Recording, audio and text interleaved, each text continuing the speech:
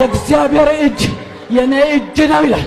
አቆምሃለሁ፣ ጋርድሃለሁ፣ በደሜ ሸፍኜሃለሁ፣ አሁንም ገና ታገለግለኛለህ ይላል የሰራዊት ጌታ እግዚአብሔር። የሚሉትን ሰምቻለሁ፣ ሰምቼም አፍርሻለሁ ይላል። ከዳና ካብታም ትሁት ማን ዳ ከዳና ካብታም የሚጸልየው ማን ዳ ከዳና ካብታም ትድሜ ነው ማን ዳ አንተ የምታስተምረው ቤተክርስቲያን ውስጥ ዳህ ካለ ወንጌል ትክክል አይደለም ማለት ነው። ስለዚህ ዳዎች ከበዙ ያንተ ወንጌል ጉባኤው ትክክል አይደለም ማለት ነው። ምክንያቱም አንተ ሀብታም ሆነ አንተ መኪና እየቀያየርክ እየነዳ ለምን እነዚህ ሰዎች ዳህ ይሆናሉ? ለምን ያለን አታከፍላቸውም? ለምን አታከፍላቸውም? መቅረፍ የምትችለው ነገር ነው። ሃይማኖትን ኢየሱስ ወዳለ አንተ ነው የመዳን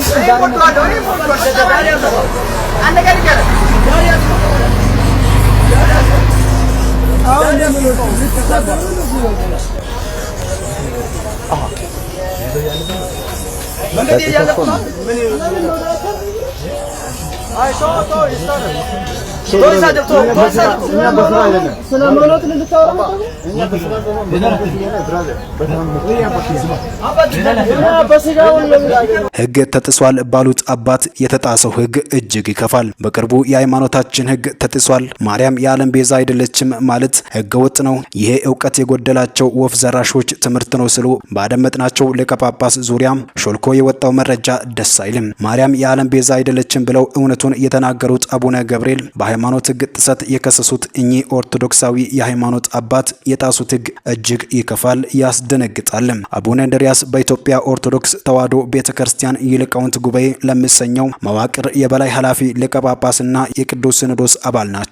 የነገረ መለኮት ዕውቀታቸው ከተራቀቁ የቤተክርስቲያኒቱ ሊቃውንት መካከል ቀዳሚውን ቦታ እንደሚይዙም ይነገርላቸዋል። ከቅርብ ዓመታት ወዲህ ደግሞ ከመንበረ ጵጵስናው ይልቅ ገዳማዊውን ሕይወት ምርጫቸው ማድረጋቸውን ተከትሎ ስማቸው በአድናቆት ይነሳል። ይሁንና እኚህ አረጋዊ አባት በአቡነ ጳውሎስ የፓትርያርክነት ዘመን የጎንደር አገረ ስብከት ሊቀ ጳጳስ ሆነው ሳሉ ለመንበራቸው ሊልና ይጠቅማቸው ዘንድ ራሳቸውን ከሰይጣን አሰራር ጋር አቆራኝተው የፈጸሟቸው ከጥንቆላ ጋር የተያያዙ እኩይ ተግባራት ለሰው ሞት አነሰው ያሰኛሉ። ይሄ የታሪካቸው ገጽ እስከዛሬ ተደብቆ ኖሮ ሰሞነኛውን ፍርደ ገምድል ዳኝነታቸውን ተከትሎ ነው ምስጢሩን በሚያውቁ የቤተ ክርስቲያኒቱ ልጆች ይፋ የሆነው። በወቅቱ ጥፋታቸው እንዲሸፋፈን ልትረዳቸው ከፈለገችና ስለ ጉዳዩ ጠንቅቃ ከምታውቅ አንዲት ሴት ጋራ ያደረጉት ቃለ ምልልስ በቴፕ ተቀድቶና በመረጃነት ተቀምጦ ቆይቶ ነው ሰሞኑን ማህበራዊ ሚዲያ ላይ የተለቀቀው። ነገሩ በዘመን አመጣሹ ቴክኖሎጂ የተቀናበረ እንዳይሆን ብዬ ጉዳዩን ለማጣራት ያደረኩት ሙከራ ተሳክቶ ነገሩን በቅርበት ከሚያውቁና ከ10 ዓመት በላይ መረጃው በእጃቸው ካለ 3 ሰዎች መካከል አንዱ እውነታውን አጣርቻለሁ። ነገሩ የተፈጸመው በአቡነ ጳውሎስ የፕትርክና ዘመን ነው። አቡነ እንድርያስ ቅዱስ ፓትርያርኩን ከመንበራቸው ለመንቀል በነበራቸው ብርቱ ፍላጎት ምክንያት በድግምት ፈዘውና ደንዝዘው ያለ ጊዜያቸው ከዚህ ዓለም በሞት እንዲሸኙ ለማድረግ የሄዱበት ርቀት ዘግናኝ ነው። አቡኑ ፓትርያርኩ የሚወገዱበትን መላ ለማግኘት ወደ ታወቁ ሙስሊም ጠንቋዮች ዘንድ መልእክተኛ በመላክ በተሰጣቸው መመሪያ መሰረት አስፈላጊውን ሁሉ ስለማድረጋቸው የስልክ ልውውጡን እውነትነት መሆኑንና አለመሆኑን ለማጣራት ካነጋገርኩት ሰው ምስክርነት አረጋግጫለሁ ይላል አንድ መረጃውን ያገኘው ግለሰብ። አቡነ እንድርያስ በአገረ ስብከታቸው መንበረ ጵጵስና ቅጥር ግቢ ውስጥ በግ ከነነፍሱ ስለማስቀበራቸው ጠንቋዮቹ አቡነ ጳውሎስን የሚያፈዝና የሚያደነዝዝ ብቻ ሳይሆን ለራሳቸው ከክፉ ነገር መከላከያ የሚሆን ድግምት እንዲሰሩላቸው ስለመጠየቃቸው በምላሹም ጠንቋዮቹ የሚሹትንና ለምን ዓላማ እንደሚፈልጉት ያልተገለጸን በቁጥር ወደ 15 የሚደርስ ጽላት በልዋጭ መስጠታቸው ሁሉ ሀቅ መሆኑን ካናገርኩት ሰው አንደበት ሰምቻለሁ። ከሴቲቱ ጋር ባደረጉት የስልክ ልውውጥም የሚደመጠው ይኸው ነው። በወቅቱ የአቡነ እንድርያስ እንዲህ አይነት እኩይ ተግባር ለቅዱስ ፓትርያርኩ ጽሕፈት ቤት የደረሰው የቅርብ ረዳታቸው ሆኖ ሲያገለግላቸው ቆይቶ በመካከላቸው በተፈጠረ ጠብ ምክንያት ድርጊታቸውን ወደ ማጋለጥ እርምጃ በገባ ሰው አማካኝነት ነው። ይሄ መረጃ ከደረሳቸው በኋላ አቡነ ጳውሎስ ፊት እንደነሷቸው ራሳቸው አቡነ እንድርያስ ሲናገሩም በስልክ ልውውጥ ውስጥ ይደመጣል። እንግዲህ በአቡነ እንድርያስ መስኮትነት አጮልገን ስንመለከትና ያለ ክርስቶስ የሆነው የሃይማኖት ዓለም ጭንብል ሲገለጥ የምናየው እንዲህ አይነቱን ለወሬም የማይመች ጉድ ነው። በዚያ የሃይማኖት ሰፈር ደግሞ በወንጌል ላይ የምነሳውን ተቃውሞ ያል እንዲህ ባለው ክፉ ልምምድ ላይ የሚወሰድ እርምጃ ኖሮ ስለማያውቅ የሰይጣኑም የእግዚአብሔሩም ተቀይጦ ነው ለዘመናት የኖረው። ለዚህ ደግሞ በዚያ ቤት ሳሉ ተከብረው የኖሩና የክርስቶስ ብርሃን በልባቸው ስበራ የጥንቆላ ስራቸውን አውልቀው ከጣሉ ብዙ መሪጌቶች አንደበት ምስክርነት ሰምተናል፣ መጽሐፋቸውንም አንብበናል። ለማንኛውም አትታበዩ፣ በኩራትም አትናገሩ፣ እግዚአብሔር አዋቂ ነውና እግዚአብሔርም ስራውን የሚመዝን ነውና ከአፋችሁ የኩራት ነገር አይውጣ የሚለው አምላካዊ ቃል በሁላችን ልቦና ይደርብን ስል ነው ሽመልስ ይፍሩ የተባለው ወንድማችን ይህንን አስደንጋጭ መረጃ አጋርቶ የተመለከተ ነው። ሄሎ አባታችን ደህና አደሩ? መስገድ ተደባርቅ ነው የምደውልልዎት። ደህና ሰነበቱ? ያሩ ሲማልበል የአባ ፍኖተ ሰላም ልጅ ነኝ። ቤተልሔም ነሽ? አዎ ቤተልሔም። ደህና ነው? ያሩ መስገድ ነው። ደህና ነሽ? ከገጠር ወጥቼ ነበረ ከመላከ ሰላም ፍሬው ጋር ተጣልተው የሚባል ወሬ ሰምቼ በጣም አዘንኩኝ። ፍሬው ጋራ ተጣልተው የሚባል ወሬ ሰምቼ እኔማ መቼ ተጣላው? እሱ ከዳኝ እንጂ እናቴ። እሱ ከዳውታው አሁን ያው ከቅዱስ አባታችን ጋር አጣልቶኝ። በጣም የሚገርም ነው። ከእንግዲህ ማለት እሱ አንድ ሚስጥርም አይወጣም ወይ ምስጢር? ኧረ እንደው ከባድ ነው። በሩቅም አይለም። በጣም የሚከብድ ነው። በቀደም እኮ ለአባታችንም እኮ ነግሬያቸዋለሁ። አዎ ነግረውኝ እና በጣም እያዘንኩ አሁን እሱ እዚህ ገብቶ ስሜን ሁሉ አጥቁሮ እንዲያው የማይገባ ከሙስሊሞቹ ሁሉ ህድብዬ እንደላኩት እሱን ሁሉ ተናገረ። አዎ እኛ በቃ ለሙስሊሞቹ ያኔ እንትን ሲሄዱ ያገኘሁትን ልጅ ሂዶ እንዲነግራቸው ነው የምናረግ። ሚያዝያ 14 ቀን ጽላት ታቦትን ይዛችሁ ሲሄዱ ደባርቅ ያገኘሁትን ልጅ ወደ እስላሞች ልከን ሰው ወደ እነሱ እንኳን ቢላክ ምንም ነገር አናውቅም እንዲሉ ነው የምናደርግ። አይዞን እንግዲያስ ትልቅ ነገር ነው። አሁን እሱም እየታደለ ነው። አረ በእውነት ጥሩ ያስይዙትኝ። አዲስ አበባ ላይ ያሉ? አዲስ አበባ ላይ ያለሁኝ። እንግዳው ለምን ቅዱስ አባታችን የሚባሉት ገብተው ውሸት ነው ሐሰት ነው ለምን አይሉም? ተጨባጭ ነገር ያስፈልጋል። አሁን ሰዎችን አሰባስቤ ልገባ እየጣርኩ ነው። ሰዎችን ሌሎችን ሰዎች አሰባስቤ ለብቻ ለነገራቸው እየተዘጋጀሁ ነው። አዎ ሰዎችን አሰባስበው ለቅዱስ አባታችን ውሸቱን ነው ከእስላሞች አልሄድኩም ይበሉ። ወደ እስላሞች ደግሞ ድንገት እነ ቅዱስ አባታችን አሰባስበው ሰው ቢልኩ እኛ እንዳልኩት ያንን ልጅ ልከን ካዱ እንላቸዋለን። እስላሞችን ያረጉትን ሁሉ እንዳትናገሩ እንላቸዋለን። በጣም ጥሩ ነው። ይሄ ትልቅ እርዳታ ነው። አቤት የኢትዮጵያ ሕዝብ እንዴት ያሳዝናል። በገጠር በከተማ ያለ ለነዚህ ለቄሶቹ የሚሆኑት ነገር የከበሬታ ወንበር እየቀረበላቸው ከሰው በፊት እየበሉ ያሁኑ እንክብካቤ ለካ ውስጣቸው እናንተ የተከደነ መቃብር ነው። ይህንን ተሸክመው ነው። እነሱ ግን ማድረግ ያልቻሉት ማን እንደሆነ ታውቃላችሁ? በወንጌል የሚያምኑትን የክርስቶስ የሆኑትን ምንም ማድረግ አልቻሉ። ቢችሉ ኖሮ እኛን ያጠፉን ነበር። አልቻሉም። በክርስቶስ ኢየሱስ ደም ተሸፍነናል። እኛ የወንጌል አማኞች አልቻሉንም። በጣም ያሳዝናል። የነፍስ አባት የሚባል ነገር አስወግዱ። ህዝቤ ንቃ፣ የኦርቶዶክስ ህዝብ ንቃ። ነፍስ አባት የሚባል ነገር አስወግዱ። መዘዝ ያለው ጣጣ ያለው እዛ ነው። መተት ያለው እዛ ነው። በክርስትና ስም ተይዘሃል ወገኔ። የፈለገ ቢሆን እንዴት ለሙስሊም ጽላት ይሰጣል? ምን አገናኛቸው ከሙስሊም ጋራ? እኛ አባት ምን አገናኛቸው? እኚህ ሰው እኮ ተጋለጡ እንጂ ብዙ አቡነ እንድሪያስ አለ። ልክ እንደሳቸው ብዙ አቡነ እንድሪያሶች አሉ ኦርቶዶክስ ውስጥ ብዙ ገና የሚጋለጡ አሉ እኮ። ይህኔ ልባቸው ትርትር ይላል። ያ ሲያሳድዱት የነበረው ሰው እኮ ይህኔ ተገሏል። ስንት ሰው ገለዋል እኮ። ስንት ሰው አጥፍተዋል። ህይወታቸውን ለማዳን በእርሳቸው ላይ የተነሳውን ጠላት ለማጥፋት ከሙስሊም የሚመጣ የአየር አጋንንት ለማግኘት የሰጡት የአየር አጋንንት። እናንተ ኢትዮጵያ እኮ በአየር አጋንንት ነው እያለቀች ያለችው። በአየር አጋንንት ቀላል እንዳይመስላችሁ። ይሄም የሆነው በክርስቶስ ኢየሱስ ስም ብቻ ነው። ይሄ ነገር የሚመታው በክርስቶስ ኢየሱስ ስም መታ ነው። የእናንተን መተት መታ ነው በኢየሱስ ስም። አፈረስ ነው ስራችሁ በኢየሱስ ስም። ጥንቆላችሁ፣ ድግምታችሁ፣ መተታችሁን እግዚአብሔር ዛሬ ተነስቷል በጌታ በኢየሱስ ክርስቶስ ስም። እኚህ ሰው የራሳቸውን ኃጢአት ለመሸፈን ንጹህ ሰው ለማስገደል የሄዱበት ርቀት ፎቶ ተቃጠለ ይላሉ፣ የሀገረ ስብከቱ ተቀበረ ይላሉ። ወደ ጳጳሱ ገብተው ደግሞ እዋሻለሁ አሉ፣ ክዳለሁ አሉ። ሊክዱ ማለት ነው። እቺ ደግሞ የምትደውለው ሰው ዘመድ አለነ ራሱ የተያያዙበት ራሱ ቃናቸው ሰይጣናዊ የምታማክራቸው ራሷ እንደዚህ ልናስገድል ነው ከሆነማ ወየው ከሆነማ ሰየው። ይሄውን የአባት ጭንቅላት ነው፣ የአባት መንፈስ ነው። የቤተ ክርስቲያን መሪ፣ የቤተ ክርስቲያን አስተዳዳሪ እንደዚህ ነው። ኦርቶዶክስ የተሸከመችው ጉድ በኢየሱስ በጸሎት እንዳይረሱኝ ይላሉ። ደግሞ አሁን ለሳቸው ማን ነው የሚጸልየው? እናንተ ጉድ በሉ ዘንድሮ። ሰው ሊያስገድሉ እየተሯሯጡ ኃጢአት እየሰሩ እየተሯሯጡ በጸሎታቸው አትርሱኝ ይላሉ። ይህ እኮ ግራ የተጋባ ጉድ ነው እኮ እየተሰማ ያለው። እናንተ አሁን የኢትዮጵያ ሕዝቤን ሰምቶ ዝም ይላሉ ወይ ነው እኔ ያልገባኝ።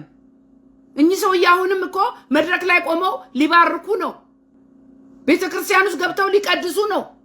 ይሄንን እንዴት ነው ህዝቡ ዝም የሚለው ነው እኔ ያልገባኝ። እንዴ ህዝብ አይነሳም ወይ? ህዝቡ እኚህ ሰውዬ እንዲገሰጹ እንዲወገዙ በህግም እንዲጠየቁ አያደርግም ወይ? የኦርቶዶክስ ህዝብ ወንጀል ያልሰራውን ይሄው ተከሱ የለ ወይ? ተሳደቡ የለ ወይ? አሁንማ ኦርቶዶክስ ምንም አፍ የላትም። ዚፕ በቃ ዚፕ አፍ የላችሁ። በጌታ በኢየሱስ ክርስቶስ በጸሎት እንዳይረሱኝ። አሁን እርሶ ለትውልድና ለሀገር መጸለይ ሲገባውት ጸልይልኝ ሲሉ አፍሩ። ወንጀለኛ ሆኖ ጸልዩልኝ፣ ኃጢአት ሰርቶ ጸልዩልኝ። ለነገሩ እኚህ ሰውዬ እኮ በቁም ሞተዋል። አይታችሁ እንደሆን ቅስም ብለዋል። በቁም ሞተዋል እኚህ ሰውዬ። እንቅልፍ ራሱ የሚተኙም አይመስለኝም። ሌላው በጣም የከበደኝ እርስ በርስ ለካ እናንተ እርስ በርስ ለካ ዲያቆኑ ምኑ ቄሱ ካህኑ ይገዳደላል። ለካ እርስ በርስ ቪዲዮ አያይዛለሁ። በቅናት በምቀኝነት ካህንና ዲያቆናት አይጥና ድመት ናቸው። መተቱ ደግሞ አንዱ ባንዱ ላይ እንደ አይጥ ይሞክሩበታል። ይሰራል ወይ አይሰራም ወይ? በሰው ላይ ይሞከራል። የሚገድለው መስተፋቅሩ የሚያሳምመው የሚያሳብድ ለካ ዲያቆን እኔ ሰፈር እዛ ፈረንሳይ ለጋ ሲሆን እዛ ኢየሱስ ቤተክርስቲያን ማርያም ቤተክርስቲያን ብዙ ዲያቆናት አብደዋል። ብዙ ዲያቆናት በወጣትነታቸው ሞተዋል። ለካ መድኃኒት መርዝ እያበሏቸው ነው። እናንተ በምን ብትሉኝ በድምፅ እየቀኑ ኧረ በኢየሱስ ስም የኢትዮጵያ ሕዝብ ንቃ፣ በእውነተኛ ወንጌል አምልጡ። የኦርቶዶክስ ምዕመናን ወደ እውነተኛው ክርስቶስ መንገድም ሕይወትም ወደ ሆነው ወደ ክርስቶስ ኑ አምልጡ። አባቶቻችን ብላችሁ የያዛችኋቸው ስትቀልቧቸው የከረሙት ስትሳለሙ የከረሙት ዛሬ ጉዳቸው ወጥቷል። ለራሳቸው ማምለጫ የላቸውም። ወደ ክርስቶስ ኢየሱስ ኑ እናንተ አምልጡ። ራሳቸው ገለው ራሳቸው ያሳርጋሉ። ዛጋ ራሳቸው መርዝ አብልተው ገለው ራሳቸው ለቅሶ ቤት ቁጭ ብለዋል። ካህናቱ ደግሞ ይገዝታሉ። የክርስቶስ ወንጌል ካልበራላቸው በቀር ሁሉም አንድ ናቸው። በየቤተ ክርስቲያኑ ያለቀውን ካህን እግዚአብሔር ይቁጠረው። ሰው ወደ እነርሱ መጥቶ እገሌን ግደልልኝ ሲሏቸው ምን ችግር አለ ይላሉ። እናንተ አሁን እኮ በይፋ ሆኗል። ስልክ ቁጥር አላቸው። ቁጭ ብለው ሚዲያ ላይ ምን ትፈልጋለህ? እሱማ ቀላል ነው፣ ይሰራል። ምን እንዲገሉልኝ ነው የምፈልገው? ቀላል ነው። ስሙን አንጣ፣ የእናቱን ስም አንጣ። በኢየሱስ ስም እናንተ ጠንቋዮች ህዝቤን የጨረሳችሁ መርዝ እያበላችሁ የጎበዝ ተማሪ ደብተር እያቀያየሩ የስንቱ የጎበዝ ተማሪ የስንቱ ወላጅ ልጆች አበዱ። አረ ጉድ በሉ ባካችሁ፣ ተጋልጧል። አሁን ባካችሁ ይሄን ነገር ዝም እንዳትሉ። በኢየሱስ ስም እንዳይጥ መሞከሪያ እያረጉ ለካ ለሰው ያቀምሳሉ። ሲቀድስ ድምፀ መረዋ የሆነውን አስማት፣ መተት፣ ድግምት ሁሉም ይሰራሉ። ሁሉም እኮ በአይነ ቁራኛ እኮ ነው የሚጠባበቁት። ያቁታል አሰራሩ ምን እንደሚያደርጉ ስሙ ብቻ። ለመፈተን ተብሎ የሚደረግ አላሉ። ምኑን መድኃኒቱ ይሰራ እንደሆነ አይሰራ እንደሆነ ለመፈተን ሰው መግደል የሚሰሩት መተት ይሰራል አይሰራም ብለው ይፈትናሉ። አጠገባቸው ባለች ሴት ይሞክራሉ አሉ። ደግሞ መስተፋቅር ይሰራ እንደሆነ አይሰራ እንደሆነ አጠገባቸው ባለች ሴት ይፈትናሉ። አይታችሁ ባለፈውም ተናግሬያለሁ። እነዚህ ዲያቆኖች እኮ ሚስቶቻቸው ቆንጆ ናቸው፣ ግን በሽተኞች ናቸው ሚስቶቻቸው። በኢየሱስ ክርስቶስ ስም መተቱ መፍቻም አለው አሉ። መፍቻ አለው፣ መቆለፊያ አለው። ይታሰራል፣ ይፈታል። ስሙ ብቻ ማምከኛ ማለት ነው። መስራት አለ መስራቱን የሚፈትኑበት መንገድ አለ። በክርስትና ስም ነው ዋናው። ሰውን ለመግደል ሙከራ ሲያደርጉ መመለሻ የለውም ማለት ሙከራ ይደረግና ያ ሰው ይሞታል።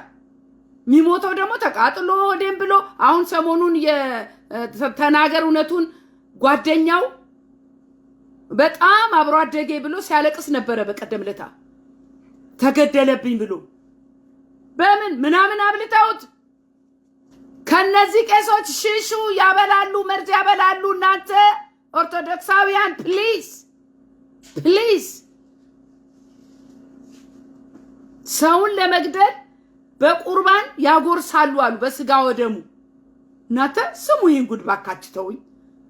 ስጋ ወደሙ የሰው ዘላለም ሕይወት አገኛለሁ ብሎ ስጋ ወደሙ ሲጎርስ ያቺ ለብቻ ትሰራለች አሉ። ተቆርጣ ትቀመጣለች። ለዛ ለሚገሉት ሰው ለብቻ ትቀመጥና ምን አይነት ኃጢያተኞች፣ ምን አይነት ግፈኞች፣ ምን አይነት ጨካኞች ናቸው እነዚህ ቄሶች። ያቺን የተለየች ነገር ጉርስ ያደርጋሉ። ስንቱ ባለ ሀብትን የሞተዋል፣ ስንቱ ካህን የሞተው በስጋውና ደግሞ በቁርባን ሰው ምትገሉ። ይሄን ነገር ባካችሁ አዳርሱት። ጉዳቸውን ይስሙት፣ ሚከተሏቸውም ይስሙት። በኢየሱስ መግደያውን ያጎርሱታል። ገና ሲጋግሩ ነው የሚዘጋጀው። ለሰውየው የሚጎርሰው ለብቻ ይቀምሙታል። ከዛ ያበሉታል። የዘላለም ሕይወት ይገኛል የተባለው ስጋ ወደሙ መግደያ ሆኗል። እርስ በርስ ይገዳደላሉ። ለመፈተኛ ብዙ ባለሀብት ተገሏል። ያሳብዳሉ፣ ድምጽ ይወሰዳል አሉ። በጠላ ባረቄ እያጠጧቸው። አቤት ጌታ ሆይ ስሙልኝ። የመተት ብዛት። ጥቁር ውሻ ቤተ ክህነት ተቀብሯል። 9 አህያ ከነነፍሱ። በጌታ በኢየሱስ ገና እኮ የሚወጣ ሚስጥር አለ ወገኖቼ። አሁን እኛ ይሄንን ሚስጥር መግለጥ ነው የኛ ስራ። ለምን? እውነተኛው የክርስቶስ ወንጌል እንዲሰበክ። የመዳኛው መንገድ ኢየሱስ ክርስቶስ ብቻ ነው። ይሄ ሁሉ ኦርቶዶክስ የመጣባት ጣጣ ምንድነው ካላችሁኝ፣ የእውነተኛውን ወንጌል ጥላለች። ኢየሱስን አስወጥታ በሯን ዘግታለች። መተት ሆኗል ስራው። እኛ በክርስቶስ ኢየሱስ ደም ተሸፍነን አምልጠናል ወገኖቼ። ገና ድሮ ስንት ሰው ገለው ነበር። ይሄኔ ገና ብዙ ሚስጥር እናወጣለን አሉ። ደግሞ ቄሶች፣ የራሳቸው ቄሶች እዛ ቤት ውስጥ ያሉ የነበሩ አሁን የበራላቸው ናቸው ይሄን ሚስጥር የሚያወጡት ያሉት። ብዙ ሁሉንም ብናወጣ ህዝብ ይበጠበጣል አሉ። ነገር ግን ኦርቶዶክስ ቤተክርስቲያን በክርስቶስ እውነተኛ ወንጌል በንስሐ ብትመለስ የተሰራው በደልና ኃጢአት እግዚአብሔር ይቅር ይላል፣ ይቅር ይላችኋል። በንስሐ ሁኑኑ ተመለሱ። አለዚያ በእያንዳንዱ ቀን ገበናችሁ፣ ጉዳችሁ፣ የሰራችሁት ኃጢአት መውጣቱ አይቀርም። መጋለጥ ይቀጥላል። ቶሎ በሉ።